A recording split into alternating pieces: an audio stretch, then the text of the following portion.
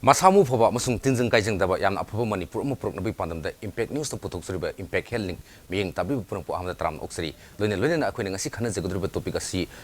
menstrual disorder in puberty and homeopathic treatment habani inkalagli banupi masa singza equigi thagi khongkap kairek pa masung masigi problem sing matang da masung masa homeopathic na matau problem treatment pibge habigi matang sani aduga hiram sing matang da khoin ngasi unazuru bisi Dr. Soibam Sunitani Dr. Butram Oxley and welcome to Impact Healing. Dr. Ahmad khajning si equigi menstrual disorder in puberty na hare puberty si equigi manipuri context yeng mutam da masung maleng yu ina su yeng mutam da puberty si nupi masa sahi kya dan kya phogi sang si uidein Puberty habasi akhoi angang oina leramba childhood ki stage do adudagi na adult stage da sangmagi magi kano phase ama transitional phase ama leiri sigi phase bune khona puberty na hajari si aduna puberty sidai da nupi masa sing sidai da me to sudna men saudna khotna tawi sigi da mata puberty habani adu sigi sahi si developing country da dikitang name and 12 to 16 years in hare aduga khoi developed country da 9 to 16 years for later aduna sigisi khoi chaba thapa da chu nutrition da chu dum depend tawi adegi mage mental development da depend tawi puberty stage da tawrisi nupi masa sing physically change to bakata natana emotional change lai mage psychological change lai the environment da mage combine to adjust to with the happiness change me amse siji lai da sigi puberty stage de dum adolescence ograni adolescence ogati adult stage da chatkan ado Dr. Manipuri onedi akogi sum saurak na sum yeng mutam da sahi kya dan kya phogi manung se puberty nan lowe nupi Manipur da ti hoje khona sum practice to pasigi manung stage da aya mana some 11 late 11 ko late 11 dina 14 15 box state ne aya mana tawi puberty je khon mens ki horopa sahi ji puberty ji ha phe khona simultaneously asi tawgi be wani aduga kana gumada kitang mahung maka phaba ngang jing ha tar masamu phawati sahi mapan de dum hob me ama me yawe Doctor mamu maru ina puberty gi period se am maru period amani have doctor na have the khangjar mam de physically emotionally adega to pa hiram kya am da magi sense lakpa transition period amani stuck period ado masi ekoi gi puberty gi matam sta lai ba ekoi gi menstrual cycle ekoi gi thai khongkap lakpa se masina tai ba se kaino ado masi gi importance kari menstrual cycle sina ta isi angang oina lerambadadi maji premature ni karinta reproductive life howri bani puberty habasina howre habasina reproductive life se howre habani khoigi meter onda kaino haina ba mapung mari phare hari do mapung mari phare haje sumi mapung mari phare bani adi thage khongkap la e adegi mayum makai pan ba khoban ahlaman hanen se yamna correlated obe yam important ba haye makhang mapung mari phadragadi samaj ki karimta sangsar ki chanarom ni karimta toba haiba pona teba mapung mari pharagadi hairi neba adumai tawtana thage khongkap lakwa mens lakwa ji thage khongkap lakni samsam haibada si koina yamna scientifically uterine bleeding adu tu yam haru wani adu uterine bleeding ni uterus teki bleeding tobani si cyclical bleeding la ini adegi mai period lai sum toba ta toba mayam am lai ko aduna sidai da puberty si hogi pataragadi mana emotional change la padu na tana secondary sexual development me amam sulai da ma chin nupi ni ha bagi ma gi phajaba kaino ma feature ma physical lai adu dona da mai wa khan sadum hongrani ai ji nupi na bagi mangon da gyan ta japa ma nupi ma thokari na ha bedo aduna science na koina reproductive age haure ha ba adu ga sidana koina macha machu popo ko pa yare mayum pan ba yare haje ani masi amna kanule related adu nati menstrual cycles yamna maru iba mani adu hoji si doctor menstrual cycles da khogi chang nai ba disorder na tabai si kari no adu disorder habs na kari menstrual cycle da chang nai ba har si men si generally khoina sahi ma pan jina khitang ngan na haiba tar ko so hawe na generally hoji kaino ne hanne launa re si so dum normal na hanne launa re ko aduga chang nai ba che khoni halam ta ma si karino me sa to dori jai na pim sa sang khang dwa first magi uterine bleeding orani masa de ki khari chapa no ni se ka jo hangoi ngai le na de kan de ko adu orani do numi kyam khina sa toino ma na khang do ma de khang da bani na ma de first magi experience numi kyam khina sa toino si se generally 2 to 7 days sat kani si hello adegi is it very painful chub yam na ba jala ka ki toini ba but it's not painful only some discomfort will be there kitang nungai ta ba khak masada am khak nang lai rani adegi numi kyani leiraga lakadoi na haidoi adu akoina tamapada thaina 30 days plus minus 2 hai that means almost 28 days ne adu bu kamai tawge bada hojikti 21 days dagi na 45 days bogi manungda regular lakpa targadi adu sadum normal ne law kaigino habadi mano 21 days da su la ba adai 45 days bogi manungda la ba so magi fertility change like chapa magi secondary gi sexual change breast development na chingma myam chakrin ta change like chapa age it is dum lai raba ma se tapna so magi hawa kangkha ka da magi phagat phaja khala ka da dum lai raba then adu so dum kan normal ne law adu bu angang sing de khoin hai ni si se magi duration na 2 to 7 days ni aduga magi period sina some 28 days plus minus mana laine ne hai ni dona hanjina tha gi khongka ba na harami se yam phajabu hai ni adu matang sa the fluctuation lai se from 21 to 45 days na doctor sta pi ko aduga muk tha gi khongka anam swari apgi tha gi more or less numit ni humni khena daga su apgi regular na ga dam ne have posak makak lai adu fluctuation si kari gi no fluctuation lai se khoi ovary haidana ama ovum pu thoi ba gland ani che ovary sina magi function ji de ne kano tor ko magi function ji mana sang nai dana tor ko ade ovary sina kari gi nung sang nai dana tor ne nung question mi la ka dine ba adunu kai dori pituitary gland sina mu sang nai rak ji ba pituitary gland ne blend de lai ni manung sang nai rak ji ni ade pituitary gland sigi sang nai bagi damak ta di khoina allopathic treatment da di hoi treatment da di sa sele khoi ja ro no correlated ne satra ga di posi am ka matang tonga na mulai phak to na ta bani na ade si to ite moi gi na kamai to ge da direct hormone wala hormone submission ba ade khoina hormone wala hormone pi dire magi mawong siang kan pituitary gland sina chang na rak ta no ovary chang na rak ni adun de kamai to ri ma si di ma sa to wat si kai no ma some psychological la ata emotional la something ma nutritional la habi mangwan da munna khallaba matung da maram amadi lai gane maram amadi lai doi ne ba madu maram do akhoi na putho mo da homeopathic hidak pire ne ba pire bi ta hidak on na te homeopathic ko bata mai philosophy ge a manung chan na yenga pire ni adu pire kan ma se pituitary sina mai mathau phajan tora ne then pituitary na mathau phajan tora ka ti ovary su tora ne ovary sina mathau tora ka ti me chung sang na ranga sai gi 30 days plus minus 2 je 28 29 30 31 32 je si manung ta dum lan tha ge khongka ba da dum ore ne doctor do hoi manipur gi context ta hojiki ekhoi gi yam sang na ne regular na ba sigi sang siga the fluctuation lai ba siga adagi disorder lai ba sigi sang ohum se hoi gi karamba film da lai hoi percentage se sum doctor na sum thengna birak pada kano to aina gynecologist makte natta banina yamna ti statistical yamna ti lai khangde adu oba tar so angon da lai ba che ayamna lakpa sing sida ne kano to ba dupi ma sa sing sida da chang nai da bagi yamna lakpa aduna so aina topic se khan mane kari khanji gen haiba aina si topic se khale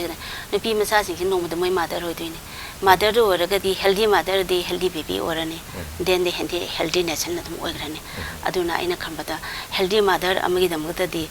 healthy puberty healthy girl si oiba darkar oyena isi khalleba adugine aduna masai gi lakpachi men si irregular yamna lai regular gi dibdi lakpasu laktre lakninge maram su laitre ko adu irregular lai sina kamai to geda men si khajitang la ma tokhle ba kambu ma aduna khone amenorrhea harse secondary amenorrhea se sina khajitang la ma tokhle ba kambu sina masai gi ovary se ayamana ovary ngatane ovary se de chang nai birakta ovulation chang nai rakta ba adubu akoina moida dum haiba matamna smaina hai maram di khoi gi puberty age sam sahi ma khotane khone puberty age en lawdu si matam si de ayamana en ovulatory mens ne ba ovulation yaudana men si to ba ovulation yaudana men si to rabani na magi ovulation chang hina de bani kari doctor ki ovulation have si khoi gi common prajam yamna khoi gi lemen am su khang na ba masimiti ron dam tang habiu ovulation have si ne ovary har ba sai gi wungi na kana kan lei ba gland se angang khau gi ma lei ba gland se angang khau gi ma lei ba gland se sina obham haidana angang oina ba marum se si puthoi aduna ovary sina obham si puthop se sigi process si bani khana ovulation hari se aduna ovary sina mai obham si puthoga madi angang ni na khone ta concept ki wari di laitre ko pregnant ki wari di laitre aduna mana mu obham sina chatkhraga fallopian tube ko phau ka wum ji yawra ba matung dei da madi fertilize to jam ma si rane ba si ra ba matung dei di nasai ki hormone ani si progesterone estrogen lai ba ani si mu change tong da men si lak thang ne ba adumana angang oringe gi ko puberty matam da di kano to de ovulation se phajana tawdabanina ne mai men si sang nai deba an ayamba lakpati ne imina swan tha mala magala khidre thani la mala khidre na pakhal ka sina ra panga tane mama ma pasina matam phate ga hajandana matam phata ba amta na te aduni sigi si ovulation yawdabani aduna magi hormone sina sang nai dabanani haidana to ba adubu sum kuine le sangragadi khoi kano dabudi gaini gi context di hari se 6 months once means la maga 6 months means le khuragadi then madu menopause ne hana bo hari adu kano dadi puberty de adu yate sahi adu sum si case thing na bi bedo yamna lai yamna thina lai si ki case adu na anis la yam important piece doctor adu kana kogi maruina sigi maruina kogi sang nai daba adagi sang wat na lakpa adagi yam henduk na lakpa yam na gap leba sibura disorder haise menstrual disorder haise adu ro kaduna karigino habadi order migi naturally magi laksa badadi duration 28 days leje khra akhra plus minus khra leje raga so adagi lakpa si 2 days 7 days boda hane adu lakpa sum tham khaim ga lakpa si yarin aduna khoina menorrhagia metrorrhagia ka harise a주 시쇼 dumde shorta droni manung jan grabani sigiso hormone change ngata ne hormone gi bera ngata ne sidal yaure ba hormone thyroid hormone yaure adrenaline yaure adana pituitary kada natre pituitary yaure harba mayam se khoidi hormone gi dare hormone wale ne hormone di hormone du piru ba yabana tabani na magi constitution disease tawra constitution treatment chori constitution treatment pire to mai sana ba hidak se pibire yamna chatpa taragadi yamna chatpa se se mu nu pi machani chapmana yam chappa lakpa se mabani sung hidak se mana roidoi ne ba khon pidu se sang du gi matungina sang de matungina ga sungna na te khon pidu sang de matungina su number 1 lai hoi hoi adu mi jigi ne constitution se ka ba yamna ano iban pi masa bu bu bu law ba masu masu kana lakadoi ne mensi yamna chale overon chale lakdoi ne mayang kang graba masu lakda dudi mana mayang kang bani ma gi constitution se aduni aduni mana to be da pi ne ano bi sina to be da ne sina homeopathic treatment da kitang individualize ne oh ha masado koi case sab man raga su masani khena bagi matungina na mi amaga di mana de dra mana da bana sigi mi se piri vidak mi amada de piri roi ba manung tongan mu piri ne ba sumana khoina treatment si de to ge duga lakpa gi di ayamba lakta ba sina scanty ki yam lai mens kitang lakpa aduna ayamna noi thorok ba masa sing se noi madum su noi thopgi maram amu hele ba noi thogwe maram yam oi graba jan adugi noi thoi do apaba dine te doctor noi thoi so apaba sunna te noi thoi sino kari mo ora kate mo aduna musu ovulation da musu mai feedback da ovulation da musu bera kar ka deba phet chel yam la leaw ba tar ga di ovulation da musu anwa tore okay doctor hoje khangjeng si hoje hariba mayam sing sing asai ki pituitary gland adagi ovum kaina mayam de habi anyway masi horok phom mayam sing masi ki disorder oi number pire ma sak sing doctor kari kari ne na ko ne lobe pire iba masa ma ge causes ne aina hari amana amada mari loina mak moise mari leinai haba aduna mens lak the bagi the maktadi nutrition warpa wakhan yamna sarang hanba yamna anxiety leba tension ga leba chi simasu oire ko nutrition warpa si ang adu yamna oire ba nutrition warpa se adegi amu yamna chatpa kambu se yamna chapati hormonal imbalance ne yamba oi kano da puberty da di maram di nupi dugi punsiduna yamna mana marriage to tun ko tna habi jabe te leki patara ga di magi maram yam nei kra di kano to bagi mens ko yamna chatpagi maram nei kra adegi twin la ko maram nei kra adugana puberty have age di atei me complications yamna lai ban natabani na hormonal glitch amor aduga kano da puberty di so matile fibroid haidana uterine fibroid sometimes tabiram be ko ado uterine fibroid sidi saitara mari ngang da su lebe moidi ma lebe taragadi mens yamna chatpa menorrhagia harise ko adi metrorrhagia kan mens tha amada khongkap lakadab se ani da ohmnak mari da kalak bi se hek tawi masidi ultrasound chingba kon khulai tor ka dum bienga ka wajdi doctor sexual ki part sing sigi disorder ramaduna magi asoibra ma che sexual ki part hajo madi primary sex da changre khoi gi secondary sexual da natra du primary sex khoi wum ma chi pok padi yaw abane madi rudimentary oi ki oi da ba du wani adegi amenorrhea oi pa khoi gi mens lak da ba kang bu ma su yaw ri ni state ada hai thok pa da nungai ta ba su yawi kari gi no ha bari sei tara tro ki ni pim sa ai nga sa ha jagra kana puberty de my mens lak ma tam se sehi mapan dina tara tro si broadly hai bani aduga some 12 to 14 jina khona normal age ne ba average age ne ba nam common oi ba period ne median age ne ba ko aduna bo Seitra to Kinupi Masamla, Mens Lakti and Hire. I took a mind only do ultrasound look to the Congo, Ham but the Mount Hana counseling Tony is my friend. Even Trate for love and gaming Satin Alitina, Mamma Zukasu, ultrasound over the DNA, whom do the mentally when a letter. My Mamma putting the labor whom size don't let me. Besana support for a daughter, Besana kitten children, as the Karate means to Lani, as the Hidanagayade.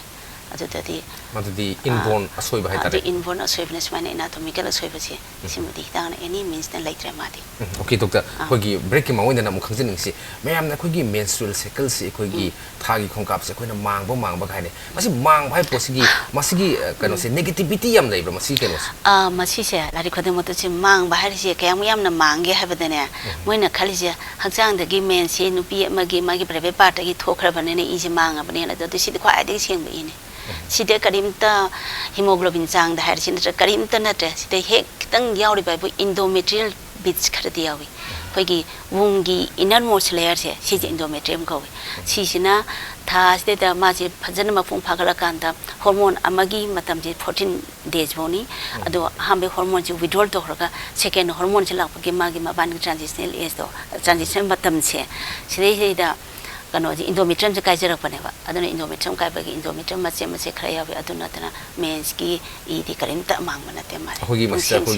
Thai Kongaki Matamasa Mang is open beyond the quantity kind of culture material Masigi behind the Kanosi screen, meaning secret. She's behind the screen, Karimta late and a color idea, the war hygienic with Makopadi Paye. Mang the Batarga di Tabaka Monakamia, Mamatole, at the city am hygienic when a lake of a port of Madame the Matam state a Maggie wombs open word Lavanina, a more a Kaipa di Mangonda, a more Patsangi for cocky infection to Bizans delay, Atuga, Mang Bageti Karim the late to city, I am not talks to Donna Jetana. Tainatiam Tonarami, Tainaki Matam, Mamaki Matam that is Yam Dorame. Gamungazi, Hogi tiny some Sanaka, Mang Basi Patti, Sonasonobia, the Cote Dower, kind of sing Sita Cinema, the two easy and nothing, any who don't kind of the Adubo, who Haksangi, who healthy when the lady with them 600 with the Nabiganta, we are more Kaisang than the 600 Nabiganta, when it's not Papa Taps in Heavenly. Yamuazi, Matam for the break monos get breaking between the Quit 200. In fact, news ski, hair link, making Tatan Lady.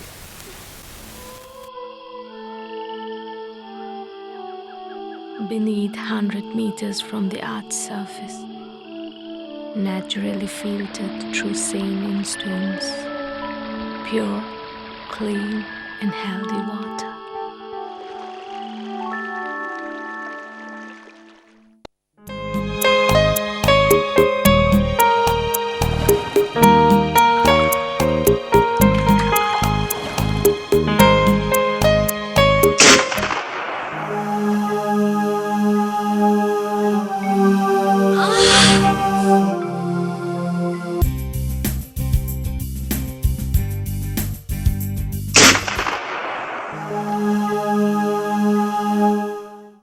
Oza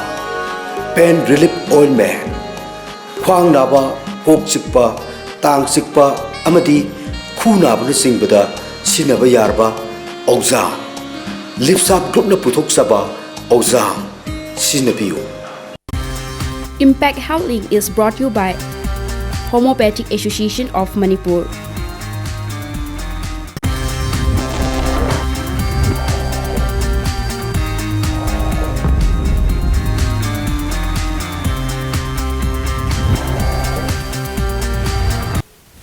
Break matung dambi yang tabi punang po amukan natram oksari ako ngasi kana zariba topic asi menstrual disorder in puberty and homeopathic treatment habani inkalag liban pi masa sing thagi khongkap ta asoiba leriba amasung masta homeopathic ki layeng habani idam singam rilin na ko ngasi nazarib si Dr. Subum Sunitani senior homeopathic physician ni Dr. amu khajning se durgadi akhoi thagi khongkap ki or menstrual disorder punamasi masi thogalo hagadi akoi haksang na da yektana akoi tinjang kaijang na leibasi yamna maru oina lobi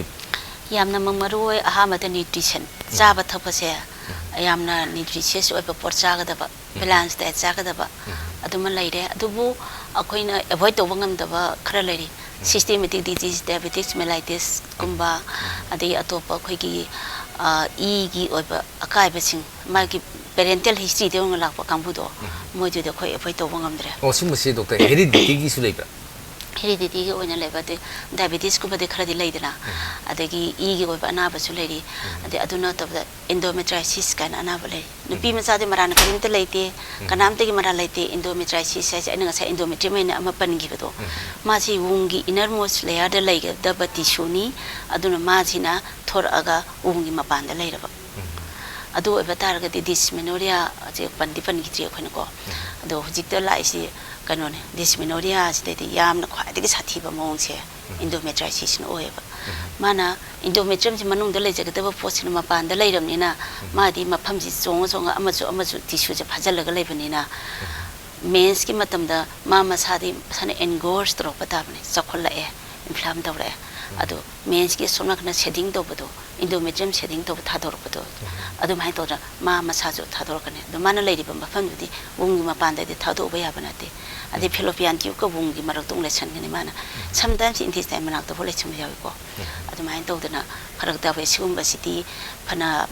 asapor phaja machinjak phajana pijara chu aina phana cheksala chu madi phoi to bunga ba na bana okay doctor di akoi menstrual disorder sida hojik haibi ba case hojik case simakse masna menstrual disorder da khwai da aruba akoi saruk tune na adu agede khwai da bi aruba habase maji hidak na su khra la yang na bo nei the operation su darkar ba yawi operation su gynecologist na hanjana na dum to basi yaw ba jani da khoi gi na dum systematic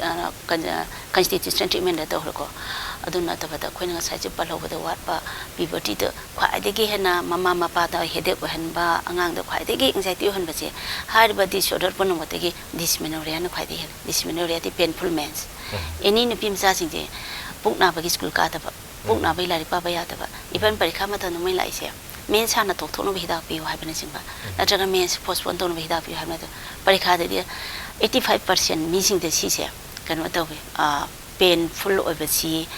some khajitang discomfort on the power aduga some 40% dadi aigi mens la ani aigi mens na aigi disturb toroni habigi ta seng na mon alarming amoina leire aduga some 10% dadi madumak na hek disable oi yaw parikha sapangam da balari school ka adu yang hogi bens ki koi thom dai sta pi pukna ba ko base yam common oi ba ko mai to mens ki thom dai pukna ba se masi dysmenorrhea da so dum belong to wi aduga khoi gi premenstrual syndrome na amar chulai mens tarom dai state da pukna ba yaw ba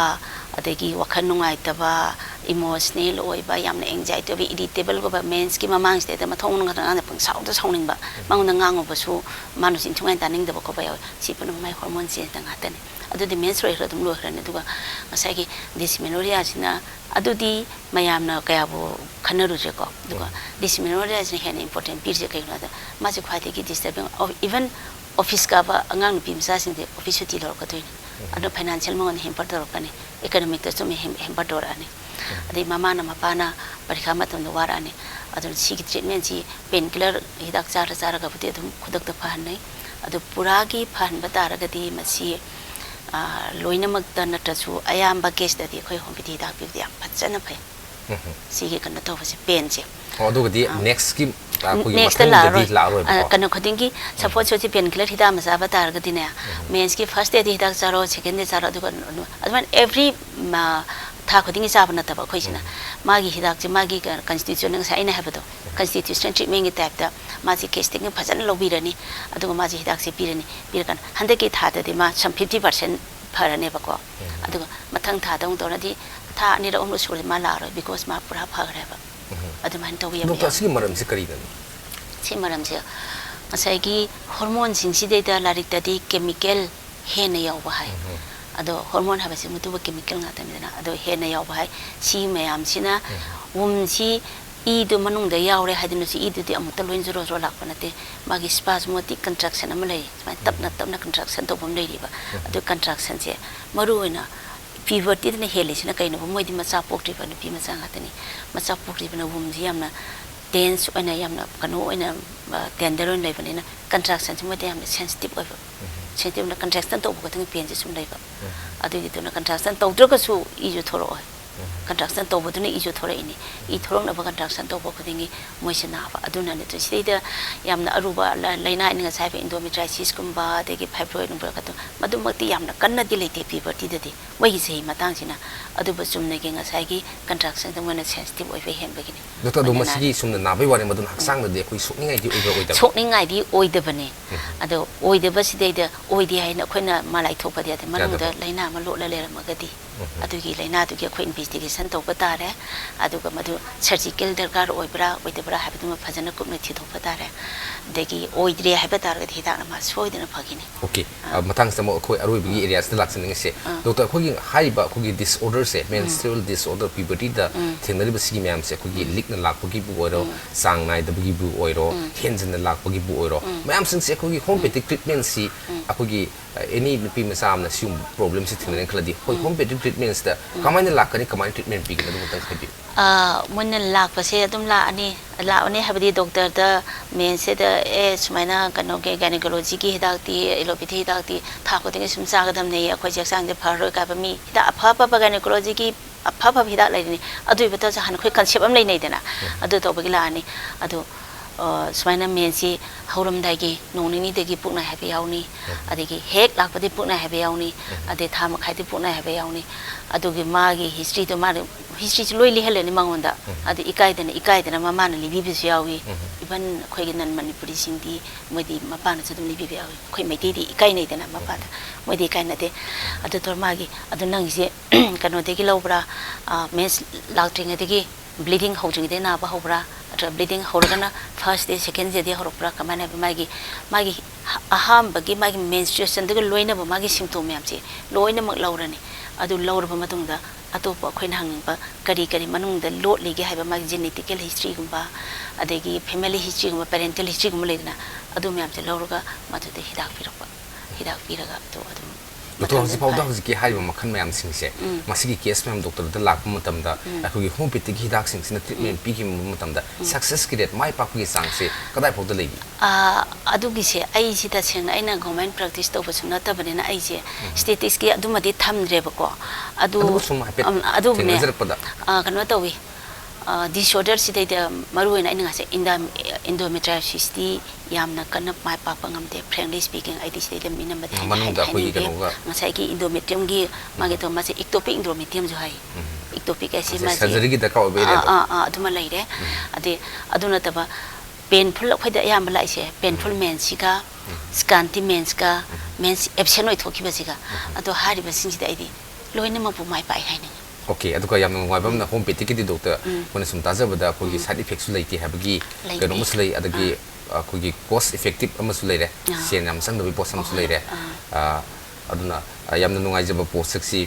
adru gadi akoina allopathic ki da sat udrga so ko homeopathic ki doctor akoi any clinic ama leiba ko homeopathic doctor ama ta leiba phom da hai ba sing se ta satlaga hai ba facility sing se phangda kamai to hai ba facilities loina phangne do allopathic ta sat loi hai ba su hai ba yate kari gino hai ba di allopathic na stem ni the homeopathic a very important and a very useful branch of the science na hai ni ai homeopathic of that so ina to de hai roi aduga hojiki painful mens kumba adagi amenorrhea gumba habdinga saigi kanu duna te ko bum yawdo bu kambu sin te ko adu sumne gi khoi gi amenorrhea hormone maram maraga oi amenorrhea gumba adagi asigi dysmenorrhea painful oi gumba adagi khoi gi machit lakba metrorrhea ka hare khoi gani ge lon de ko machit lakba gumba de yamna sang na chathoga leba gumba thama khang ai di sum he hawdenga sibo mens lai hai ba ngang lai tha ni hum jadum lak lai raba adumang lai adu yam phasana yam successful treatment over successful oi yana nungai je doctor na maroi na hoski inkhali ba angang sing maroi na sahi ni pan da na tra to pau